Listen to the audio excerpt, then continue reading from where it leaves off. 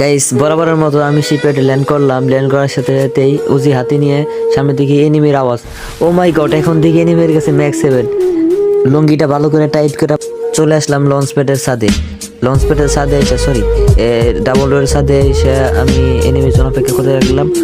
দেখি এই শুক্র আইলে আমার পিছন ছাড়া নাই, আমার পিছনে আইসেই পড়ছে। আইসে ম্যাক্স 7 দেবা এমন যাতা দিল। যাতে তারপর দেখি এই শুক্র আইলে আমার এই মধ্যে আছে। শুক্র আইলে জানি না যে আমার ডান পাশে যে আমার টিমমেট আছে। আমার টিমমেটকে বললাম, ভাই আমার নক করে এই মধ্যে আছে ভাই। এর কি করো, নক করো দূর ভালো কি ভাই দূর। এই ওরা নক করছো, ভালো হয়েছে। আচ্ছা চালু আমার রিভাইভ চালু করে ভালো হয়েছে।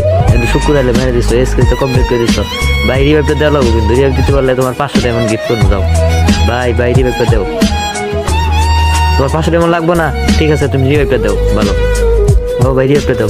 এই মারতাছে আমার কনফার্ম করে দিছে। আরে কনফার্ম করে দিল। গোলা লাগে না ফেলাই, এখন ফেলাইতেছে। কি আজীব টিমমেট রে ভাই, মাথা নষ্ট করে টিমমেট আমার। কমু ওই ভাই রিভাইভটা দাও তুমি। 500 টোকেন আছে, এটা নিয়ে যা রিভাইভটা দিয়ে দাও। রিভাইভটা দাও ভাই। আমরা মরছি, আমি ইচ্ছা করতে মরি নাই, তোমার ইচ্ছা কি মরে কেউ।